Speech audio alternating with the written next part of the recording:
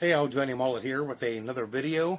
This is a gun video. I am not a gun channel. As you all know, I do enjoy my 22s. I enjoy my 6-shooter. It's a cowboy action gun and it's a lot of fun. And recently I was in the market for a rifle. So I went to the local gun shop and I checked out the new Ruger SR22. I checked out the Marlin, checked out the Savage Arms 64, a lot of plastic and cheap materials, and I wasn't impressed. And I'm looking at the gun shelf, excuse me, and I've seen this rifle sitting up there, and I'm like, what you got up there, that old wooden stock rifle? So the salesman walked up and he said, this, my friend, is a Winchester 250 deluxe version. This was manufactured from 1963 until 1975. The deluxe version was a little more expensive, and according to the serial number, being an 865,000 number, is probably around 1970 era. But it is a lever action. It holds 16 rounds in the tube and 1 in the chamber. I was like, let me see that thing. So I got a hold of this, and look at this beautiful, beautiful gun. It's at least, 50 years old. And I was impressed with the condition.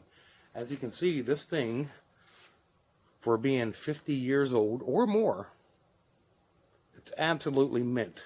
On the opposite side, you see a few little scratches maybe. Let me get the sun. There's a couple little scratches right there, but all in all, this thing was beautiful, and I was totally sold. I was like, I want it.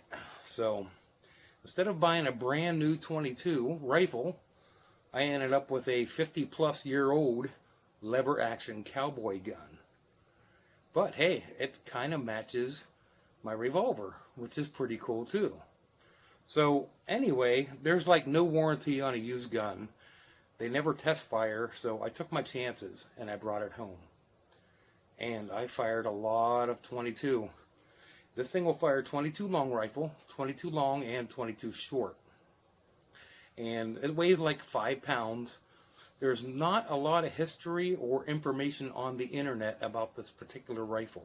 In 1963, Winchester went to aluminum internals, and a lot of the hardcore guys got kind of upset, and Winchester sales were down during this era, but they still, by today's standards, they make a very fine rifle. So the best part about this is the accuracy. It actually came with a scope. It was a 4x32 Kmart scope. It said Kmart on it, and I assume that the rifle and scope back in the 1960s or 70s was sold as a unit through a department store. So like I said, this thing probably came out of somebody's gun locker, and it was hardly ever fired. So I brought it home. I shot it a lot. I took the scope off. I am not a scope kind of guy. I like iron sights myself, because I can shoot faster with iron sights than I can with a scope, and it's still accurate. So you want to check out the action is super smooth and super fine. I mean, no problems with ejection or feeding, and I'll tell you what, check it out.